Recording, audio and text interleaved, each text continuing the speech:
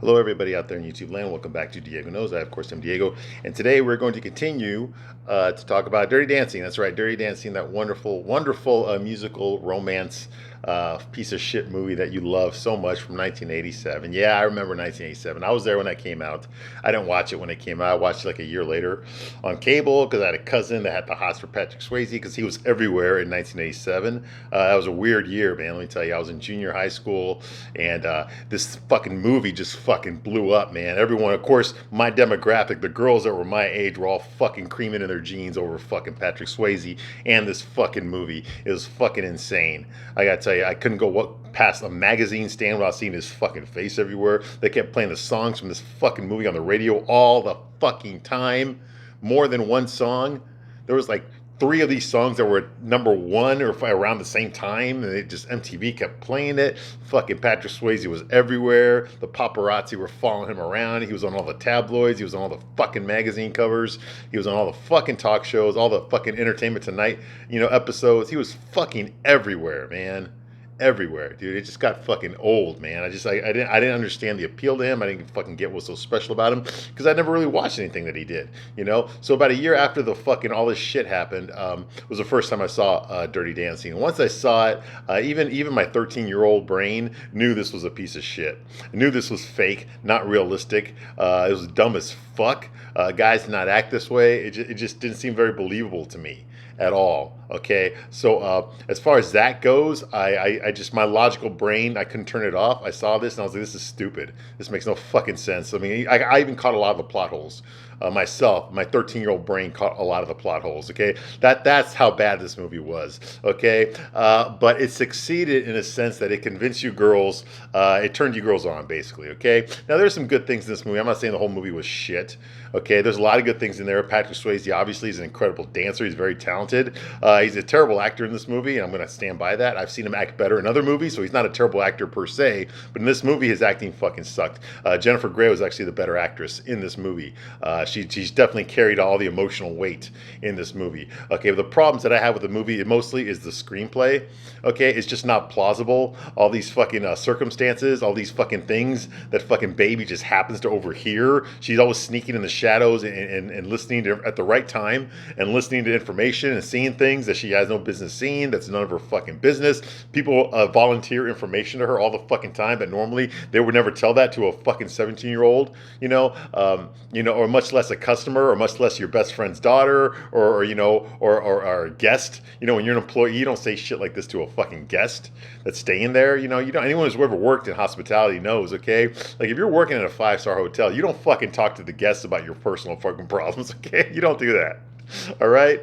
If you're waiting tables at an expensive restaurant, I mean, you don't fucking unleash your baggage to a fucking customer. Okay, your personal life or how your marriage is going. You don't just go up there and say, "Hey, my mom kicked me out when I was 16 years old." You don't fucking say that shit. Okay, you got to be professional. Okay, and these employees are definitely not that. Okay, not even the owner. Okay, they're all fucking they're all revealing information they have no business revealing. Stuff that should be, conversations that should be had in private are not had in private. They're had out in the open where baby can hear and see everything. Okay, and that's just fucking stupid. Nobody fucking notices baby in this fucking movie. Nobody pays attention to what she's doing, who she's with, where she's going. Nobody gives a shit. Okay, even when they're with her, they still don't pay attention to her. Okay, she's standing right there, and nobody can tell when she's fucking angry or depressed or sad or horny or whatever. They can't tell, even though they're standing right fucking. All you gotta look at her face. She's not hiding anything. That big fucking nose of hers, man, it stands out. Okay, she's not hiding her emotions at all. All you gotta do is look at her, and you can tell exactly what she's feeling and thinking. But nobody does. And they just keep talking as if it's not there, as if she's not there, as if they don't notice. And it's just shit like that just happens throughout the entire course of it. It's not a couple of scenes, it's the whole fucking movie. Okay, and it's shit like that pisses me off. Okay, and then there's other things. Okay, other things like the fact that she's 17. Okay, yes, legally that's old enough to have sex. Okay, but does she really act like a 17-year-old? No, she doesn't. She acts more like a 15-year-old, a 16-year-old. Okay, now we know Johnny Castle is 25 in this movie, even though Patrick Swayze was 34 when he did this role, but he looks 34. Okay, he's got the body of a 34-year-old man who's done a lot of damage to his body over the years. Okay, Patrick Swayze is very athletic. I read his autobiography. He played football in high school. He was going to play. He got a scholarship to go in college, and he fucked up his knee in college, so he couldn't play football anymore. So he's had a lot of injuries. Okay, and then he's been dancing since he was a fucking little kid. His mom owned a dance studio, Patsy Swayze, and she taught him how to dance, taught him ballet ever since he was a fucking toddler, and so he used to do flips and somersaults, and he was doing all this shit his whole fucking life, okay? And by the time he's 34 years old, the shit took a toll on him, okay? It really did, okay? He used to do ice skating for Disney. He did Disney on Ice. He was like the only straight guy there. He did that. He got a lot of injuries doing that as well. I read in his book that he used to have to drain his knee. His right knee would fill up with fluid from an old injury, and he would have to stick a needle in there and drain it every fucking night, man. That means you did some damage to your cartilage, okay? I remember seeing reading an interview with him in 1991 when Point Break came out, and he was talking in that interview about how he's always on these painkillers because he's always in pain. He has like arthritis in all of his joints because of all the damage he's done, all the stress he's put his body under over the years, all the physicality he's been doing, not just from his movies, but from the shit he was doing before he acted. The horseback riding. He was in a plane crash. Okay, he survived a plane crash that he crashed himself. He's put his body through a lot of fucking shit. Okay, and you can tell in this movie. He's 34 years old, and you can tell that he's walking very stiff. Okay, like when he's dancing, I'm sure the adrenaline's going, the endorphins are kicking in. He's not feeling nothing. He's just trying to get the move right because he's a professional like that. Okay, but when he's calm, when he's not moving around a lot, when he's just doing drama scenes, he's fucking moving like a guy that's in a lot of fucking pain. Which I'm sure he was. Or he definitely was. He said he was. Okay, and he moves that way. He acts that way, and that ages him. That makes him look like he's older. He's playing a 25-year-old, but he's acting like a 35-year-old, with a lot of injuries. Okay, and so that's the part that kind of breaks the spell there. Like I can tell, no guy 25 years old walks like this, acts like this, moves like this, but he does because he's fucking put his body through a lot of shit, and you can tell in this fucking movie. Okay, so that kind of breaks the spell right there as well, and just the plot contrivances and all that kind of shit just doesn't make sense. There's stupid little things in there, a lot of plot holes. How the fuck, if you're gonna fucking fuck a girl, and you don't want the girl that you're trying to get involved with to catch you, you don't fucking leave your door unlocked. Come on, it's just stupid shit like that. Just get the fuck out of here. If you own an estate, if you own like a resort like Max Kellerman does, and you're talking to your best friend. Okay, and you're telling him, hey, listen, there's these women that come here, when their husbands go back to New York, they stay here and they like to fuck my employees, man. We call them bungalow bunnies. You don't have a conversation like that when your best friend's fucking 17-year-old daughter is standing right fucking there. Okay, it's shit like that. It's just fucking bullshit. It's just bullshit. Okay, and it throws me out of the movie. And that's the problem I have with the movie. The dancing is great. The music is pretty good. They play a lot of oldies in there, a lot of stuff from the late 50s, the early 60s, just to make it, just to remind you that this movie takes place in 1963. Although the hair is just bull. I mean, nobody had a mullet in 1963. Okay, that's not believable. All right, all the fucking hairspray. Girls did not fucking use that much hairspray in 1963. Okay, they did it in 1987, but they did it in 1963. Just stupid shit like that. It just kind of takes you out of the movie, okay? If you pay attention to stuff like that, you'll notice it. You'll definitely notice it. All right. So once again, back where I left off, I'm Diego. Okay, and what I'm going to give you a straight man's point of view. Okay, that's the point of view you never got when you watch this movie with your girlfriends and your slumber parties. Okay, or with your gay friends. When you're watching this shit and talking about how fucking hot Patrick Swayze. Get the fuck out of here with that noise. Okay, I'm going to judge this movie on its merits. Okay, does the plot make sense? Is it well acted? Okay, is the tone consistent? All that kind of shit. Like that's what I'm going to talk about here. Okay, and I'm going to tell you from a straight man's point of view. Okay, that's the point of view you didn't get. Okay. Because I'm not here to fucking drool over Patrick Swayze. I'm going to tell you the fucking truth about this fucking movie, okay? All right? A straight man's point of view, all right? The real question you need to ask yourself is, can you handle it? Can you handle the truth? Because I don't think you can. In fact, I know you can't. I know you can't. You can't handle this. All right. So let us continue now where we left off last time. Okay, baby, 17-year-old baby's been fucking 34-year-old Johnny. I'm sorry.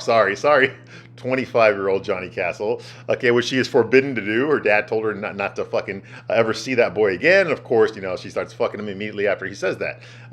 No, seriously, that's what happened in the movie.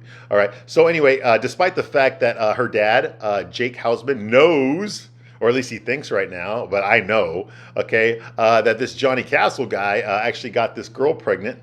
And because of that, she had to have a fucking back alley abortion. And because of that, it did some damage to her inside. So he was called in to help her out. Okay. So he actually treated this girl. Okay. Penny, played by Cynthia Rhodes. Okay, so he treated her and basically saved her life. Okay, and all he knows is that Johnny more than likely is the one that got her pregnant. Okay, and paid for he paid for the abortion because baby tricked him into giving him $250 fucking dollars. Okay, so he's like, that's why my money went, so you could pay some quack doctor to do a back alley abortion, whatever. But he thinks that Johnny's the one that got her pregnant, which I still think he probably did. And why do I say that? Because even though I know for a fact that she was fucking Bobby Gould, the asshole Yale medical student waiter who works there, the big fucking asshole. Although I do believe for a fact that he most definitely was fucking her because she's trying to get a husband. Okay, she's not that young anymore. I mean, by not young, I mean she's in her late 20s. Okay, she looks like she's in her late 20s. Okay, well she was in real life. Okay, so she can't be dancing forever. Okay, so she's looking for a rich guy that's gonna fucking take care of her. Okay, which is why she set her eyes on Bobby Gould. That's what I think happened. Okay, he's a rich guy. He's arrogant. He was flirting with her even though he's not supposed to. He's only supposed to flirt with the rich Jewish girls that are staying there, not with the fucking not with the non-Jewish poor people that work there. Okay, but he did, because she's pretty and whatever, and he fucked her. I'm pretty sure he did fuck her, but I know for a fact that fucking Johnny was also fucking her around the same time. So it could easily, and there was no DNA back then, so it could easily be Johnny's kid that was aborted and not fucking and not Bobby's. Okay, or it could be someone else that we don't know about. Okay, don't fucking you know what? If you believe that just because Penny told Baby, hey, listen, I'm not a slut. Okay, I only slept with Bobby because I thought he loved me. He told me he loved me. I was in love with him. If you believe that, then I got a fucking bridge I want to fucking sell you, okay? Because no, not at all. Don't give me that fucking shit. He complained that they talk to each other. She talks to Johnny about how they're not supposed to be fucking the guests that stay there, but yet everyone does. It's like a rule that nobody follows. You get the fuck out of here, man. Come on. Anyway. So yeah, she most definitely is fucking Johnny and Bobby and probably other guys too. Okay, although I don't think she doesn't seem to me like the kind of girl that would just go around, be a free spirit, just start fucking everybody. I don't think so, but she most definitely was fucking Johnny and Bobby at the same time. Okay, but obviously if it's Johnny's kid, he's a broke dick, so he's in the same racket as she is. He's trying to find a sugar mama to take care of him. Okay, so he ain't got no fucking money, he's waiting for a sugar mama to take care of him, okay? And he's not in love with fucking 17-year-old big-nosed baby. Get the fuck out of here. He's fucking her because how often does he get to fuck a girl who's still in high school? Okay, come on. Let's get real here. She can't be 16 because that would be illegal and they wouldn't have been able to make this movie, okay? Even though in real life, Eleanor Bergstein, who wrote this script based on her own experiences in the Catskill Mountains herself, that her dad used to take her to when she was a little girl, was probably 14, 13, 15 years old when she was fucking Johnny Castle's, the real Johnny Castle. Yes, I said more than one, okay, in real life, okay? Come on. How stupid do you think we are? All right, so anyway. So all that's going on here, all right, and so Baby goes and fucks Johnny. Okay, Johnny actually was supposed to fuck another woman who he has been fucking, a woman named Vivian. Okay, now Vivian is the wife. She's a middle-aged woman. Okay, she's the wife of one of the guests that stay there. Some rich guy named Mo. Okay, and whatever he goes back to New York Monday through Friday, and she stays there. She's a bungalow bunny. She stays there, and she's been fucking Johnny. She's been giving him money and giving him jewelry and shit, Okay, but now Johnny is in love with Baby, so he can't be fucking Vivian anymore. They're winning his meal ticket, right? Because true love conquers all, right? Yeah, right. Okay, so because he knows that if he fucks Vivian, that would piss off Baby. Okay, what happens? He actually has this conversation with Vivian while Baby is fucking 10 feet away, or fucking 7 feet away, and listening to fucking everything and seeing everything. That's what I'm talking about. How the fuck is she always in the right place at the right time to eavesdrop on every fucking important plot point in this fucking movie? But anyway, because he knows Baby's right there, okay, he does something really stupid. Realistically, a guy like Johnny Castle, he would have rescheduled with Vivian. He said, hey, listen, I can't right now. Tell you what, maybe at the end of this week, we can do something, or maybe, we'll do it in the afternoon or some shit like that. Okay. He wouldn't have told her, no, I'm sorry, but no, I'm already full. My evenings are full already. It wouldn't be fair for me to take your money, so I'm not going to be able to provide you any dancing lessons. I'm sorry about that. Goodbye. That bullshit. No, that wouldn't have happened in real life. Okay. Or he would have talked to her in private. Okay, when Baby's not around, that's what I would have done if I was in Johnny's situation. I'll be like, hey, listen, this girl has kind of got the hots for me right now, all right, and I can't really be seen with you, but tell you what, when she's not around, or when I know she's doing this stupid ass class or something like that, yeah, we can meet up. Or they're leaving in a week. After that, absolutely, we can get back to business, if you know what I mean. All right, but right now, it's not good for me. Okay, if he had done that, that would have been better. Okay, that's more realistic. Hell, that's what I would have done. All right. But no, that didn't happen. Okay. So now Baby's really in love with Johnny because he turned down this middle-aged piece of ass that actually pays him. Baby don't pay him shit. That actually pays him. Okay. So he could be faithful to her. Right. Yeah. Get the fuck out of here with that noise. So she's all fucking wet and excited. All right. Meanwhile, her sister Lisa decided that she's going to fuck Bobby Gould, despite the fact that Baby knows that Bobby Gould probably got Penny pregnant, refused to pay for the abortion, okay, and is fucking, and is now trying to fuck her sister. She did not tell her anything about Bobby. All she told her was that you should find a real guy who really loves you and cares about you. He's not going to fuck middle-aged women for you, and but bullshit like that, right? That's what she told her. She did not tell her sister that she's fucking Johnny, okay? But for some reason, Lisa felt it was appropriate to tell Baby that hey, I'm going to fuck Bobby Gould, okay? And Baby did not feel it was appropriate to warn her fucking sister, okay, that this guy already got a girl pregnant. And he's probably going to get her pregnant. And if he does, he doesn't give a shit about her. He's just there to fuck all the girls. No, just like Johnny, because that would probably break the illusion that she believes as well. So she can't fucking save her sister from that fate. See what I mean? See the kind of bullshit this is? What kind of fucking family is this? Anyway, so that's going on here. Okay, what do you call it? So Lisa actually catches, for some reason, even though Bobby was fucking Vivian, yeah, she fucks Vivian. Vivian fucked Bobby because Johnny couldn't fuck her, remember? Okay, so she just chose to fuck Bobby, okay? And Bobby, of course, when he's fucking one of the guests in his bungalow, he always leaves the door unlocked. That way anybody can just walk in and catch him. The first thing you're going to see when you open the door is him fucking another woman, okay? Yeah, that's exactly what I would do too, right? Get the fuck out of here with that bullshit. So anyway, that happens. Lisa's all shocked. I'm more shocked that they were playing fucking some fucking stupid ass fucking Pointer Sisters style jazz music from the 1980s during this scene.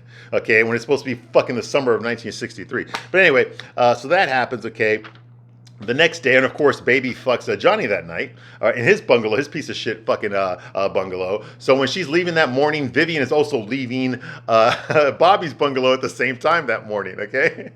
Which is weird because that would mean that the rich people that work there, his bungalows are right next to the poor people that work there. And that would not happen realistically, but it happens here, okay? So anyway, so Vivian sees Baby coming out of Johnny's bungalow and she realizes that the reason Johnny didn't fuck her last night was because he was fucking Baby. So now she's pissed off because Baby, let's face it, Baby is 17 years old, okay? And Vivian looks like she's, 35, 38, 40 maybe, Yeah, she's not young anymore, okay? So Johnny traded up, at least in her mind, so that makes her pissed off, okay? So what does she do? She's been scorned now, okay? The fact that she's cheating on her husband the whole time she fucking stays in this place doesn't bother her at all. But the fact that her boy toy Johnny is fucking a younger girl, I wouldn't necessarily say hotter because, you can't get away from that big fucking schnauzer that Jennifer Grey has, but definitely younger, more athletic, a better body. Okay, I'll give her that. Better body. Paper bag it. Put a paper bag on her face. She's got a better body out of the two. All right. So she's pissed off. Or hey, straight man's point of view. So she's pissed off. Okay.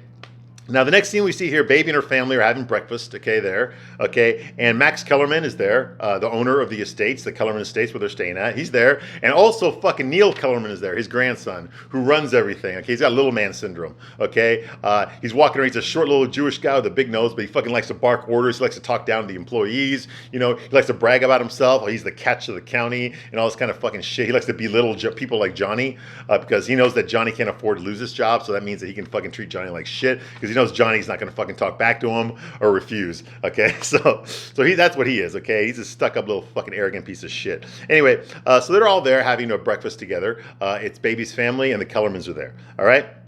And Max goes into this fucking story to Jake, Baby's daddy, about how, hey, when you're a doctor and and everything seems fine, and all of a sudden you see the X-rays and all you realize, oh my God, I've got some sort of illness. Well, that's how I feel when it comes to firing people.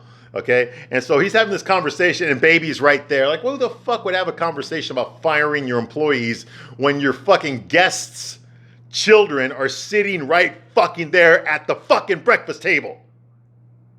That's the kind of shit you talk to him in private. You don't want your guests to know that there's fucking some shenanigans going on in your own fucking hotel. You don't want that. I've worked in hotels. You don't fucking want that. Jesus fucking Christ. So anyway, he decides to have this conversation with Baby's dad right there at the fucking breakfast table. With Baby right there, and Lisa's right there, and Neil's right there, and fucking Baby's mom is there, all right? Okay, so he says, like, yeah, he says, apparently one of my employees, Johnny Castle, the dance instructor, has been stealing wallets. Yeah, for a while now. We've had several wallets reported missing, So today I'm going to fire him. Did you get all that, Baby? And Baby's just like she usually is. Okay, and yeah, so apparently Mo Pressman's wallet was stolen last night. Now, Mo Pressman, that's Vivian's husband. Okay, Vivian Pressman, her husband's Mo Pressman. Okay, that's the guy she's cheating on Monday through Friday when Mo is back. Monday through Friday when Mo's back in New York working. Okay, so Mo Pressman's wallet was stolen yesterday, and Vivian says that Johnny did it. She said that she saw Johnny snooping around the last time that Mo saw his wallet. Okay, which this is all bullshit. She's saying this to get Johnny fired because she feels bad. She feels bad that he was fucking Baby last night instead of her. All right, and also it turns out he has no alibi. Okay, so it's like we questioned him. You know what he said he was doing? He said he was just sitting in his room reading. By himself. Okay. That's what he said happened when he got questioned where he was last night, what he was doing, okay? And then Neil's like, man, the guy doesn't even own a book, okay? So they're like, so he's definitely lying. So he definitely did it, okay? Now Baby gets all fucking, no, all fucking shit-faced, okay? And Baby starts defending Johnny. Okay, no, Johnny wouldn't do it. He's not that kind of a person. He would never steal anything like that. He never fuck underage girls. He would never steal anyone's wallet or anything like that. No, that would never happen. He's not that kind of guy. And Baby's like, he didn't do it. You know what? I saw old woman Schumacher, old Mrs. Schumacher. I saw her the other day. I saw her. She dropped her purse, and there was like 4 or 5 wallets in there. And I didn't fucking realize it at the time that she had fucking 4 or 5 fucking wallets in her fucking purse. I didn't realize it or pay attention to it. Mrs. Schumacher, yes. That kind of shit, right? I saw it the other day, and then of course her dad's like, Baby, you don't go around accusing innocent people. Now, Mrs. Schumacher's this old eccentric woman. She's there with her husband who never talks. Okay. There's old people. Whenever you see her, she's just like, hey, I need to tell you about George Burns is here back in 1932. Bullshit like that. So no one pays her any attention. She's just an old fart lady, this old couple that's there. But there was a scene earlier in the movie where she dropped her purse, and inside was like 4 different wallets. Okay. That did not raise any eyebrows when Baby was there and picked it up and helped put her back in her purse.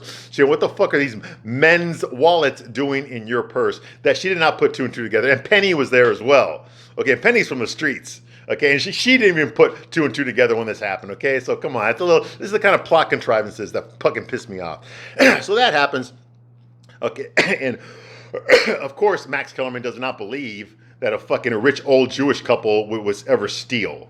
Okay, it's got to be some redneck fucking blue collar fucking dance instructor, right? So that's going on, and Neil says, "Stay out of this, Baby." So now his real colors are coming out. Okay, and Baby's like, "I know he didn't do it last night. I know for a fact he didn't do it last night because I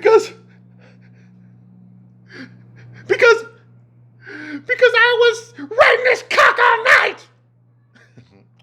Well, basically that's what happened. She didn't say it like that.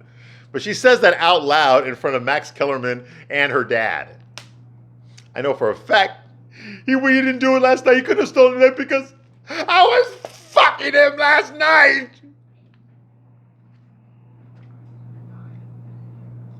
Ooh, yeah. So the next thing we see, there's Jake Hausman, her dad. They're at the gazebo again, right next to the fucking, I guess, the lake it's right there. And it's dark, it's dusk or some shit like that. So it's all black, and it's twilight outside. There's no lights on, that kind of shit. You just see the silhouettes. There's Jake Hausman, the doctor, the surgeon from New York. Okay, he's just sitting there by himself, not with his wife, just sitting there by himself, brooding, not saying nothing, just sitting there, all upset. Like he fucking didn't know this. He already knew. He already knew his daughter was fucking Johnny. Okay? He already knew it. He already knew that Johnny had fucked Penny, which caused her to get that fucking illegal abortion that he had to save her life from. He already knew all that. Now, I'm not saying it happened like this, but this is what he thinks. He doesn't know what's really going on. Okay? He already knows this. And the fact that he knows this about Johnny and his daughter, he has no fear of his daughter getting pregnant. Like, what the fuck? Yeah, he told her not to see those people anymore, but she immediately did. He didn't enforce it. It's not like he fucking checked to see where she was doing this whole time, or where she was, or who she was with. He never knew that she snuck off the fucking estate to go fucking dance, do some fucking mambo dance at a fucking nearby hotel. He didn't know that. He didn't know anything. She'd been hanging out at the fucking at the clubhouse with the employees, drinking beer and dancing to fucking rock and roll music.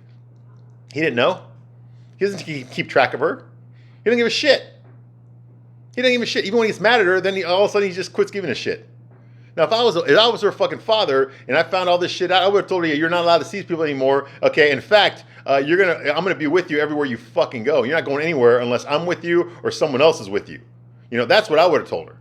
You know why? Because you fucking lied to me and you conned me out of $250, which in 2023 is the equivalent of $2,500.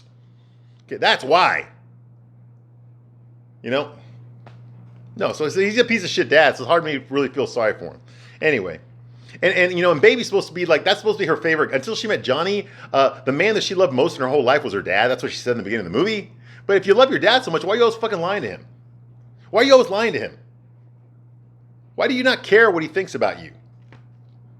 I mean, isn't that someone who fucking loves their dad to death? Wouldn't that be important to you? What your dad thinks about you? See, this is the shit that pisses me off. All right, anyway. So Jake's sitting there brooding at the gazebo, okay, by the lake, and baby arrives. Okay, we see her silhouette. And this time she's not dressed like a fucking whore.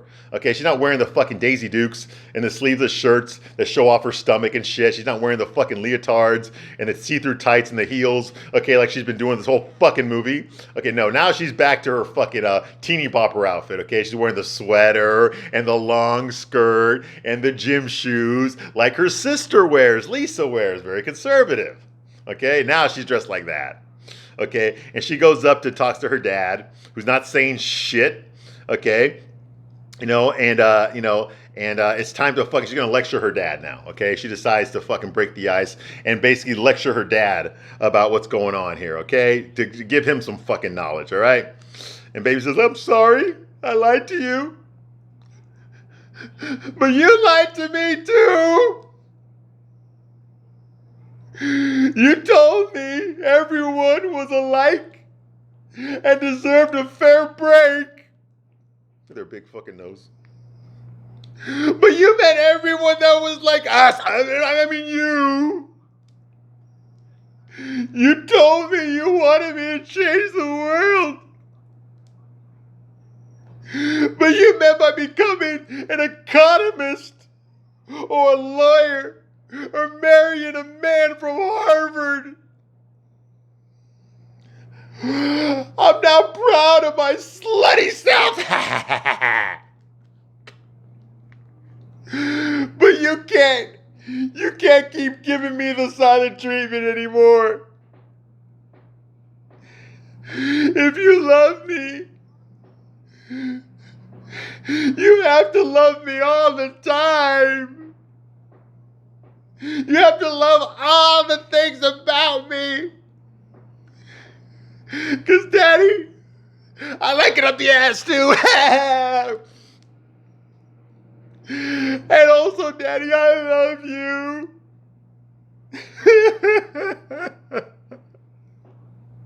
And I'm sorry I let you down.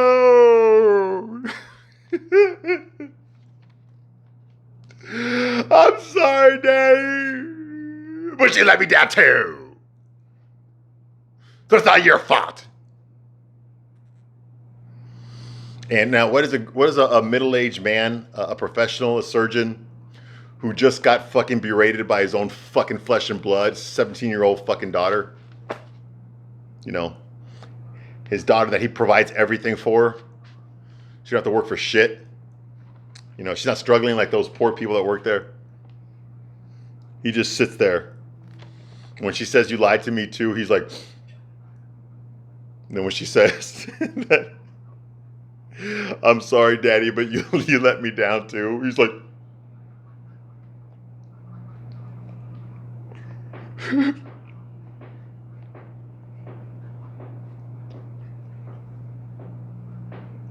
yeah. He doesn't say shit. He just does that. He just fucking starts crying like he's a fail. Well, yeah, you are a failure as a father, okay? But it's not for what you think, all right? It's not for fucking there's us's and thems, okay? We're rich. We get treated with respect. They're poor. They don't get shit. It's not because of that, okay? It's because you're a piece of shit dad. Okay, that's why. You don't give two fucks about what your daughter's doing, okay? You're not involved in her life at all, okay? You don't give two shits what she's interested in, what she's trying to do, you know, what's important to her, you know, her personality, the things that she likes to do. If you really knew your fucking daughter, you know that she likes to break the rules. She likes to go places she's not supposed to. She likes to eavesdrop, okay? She likes to lie, okay? She likes to do things that she's not allowed to do, okay? You know, you would know this about your daughter and you would talk to her about it, okay? Instead, you treat it like you're shocked when you find this shit out, and then you do nothing about it, okay? You do absolutely nothing about it, which means you don't give a fuck. All right. So he just sits there crying like a fucking baby, and baby his baby herself, she actually just walks away and leaves him there in the gazebo, fucking crying with his thumb up his fucking ass and his dick in his hand. Okay, because that's the kind of father he is. Good job, Jake Houseman. Good fucking job. Anyway, yeah. So that's Dirty Dancing. Okay. Well, guess what? I'm going to stop my review right here, but I will be back shortly to continue my review of Dirty Dancing. I thank you very much for watching this long. And you know what? I just realized something, okay? Jake Houseman knows for a fact that his daughter is getting pounded out by fucking Johnny. He knows. Okay, he knows for a fact that this is happening. And he never once confronted Johnny. He never fucking told his best friend that tells him everything. Hey, you know what? That Johnny guy has been screwing my daughter. Okay? Yeah, I know he's screwing my daughter. Okay? Now, he didn't know that Johnny was screwing her that night that the wallet got stolen, but he does know that Johnny was screwing his daughter. And he said nothing. He said nothing. Come on. What kind of fucking dad is this? Anyway, all right, I'm Diego. I thank you very much for watching this long, and I'll see you soon to continue my review, as many as it takes, baby. As many as it takes to finish this fucking god-awful piece of shit movie with a good soundtrack. All right, I'll be back shortly, and I'll continue my review for Dirty Dancing. Thank you very much for watching this long, and I will see you soon on the next one. Bye.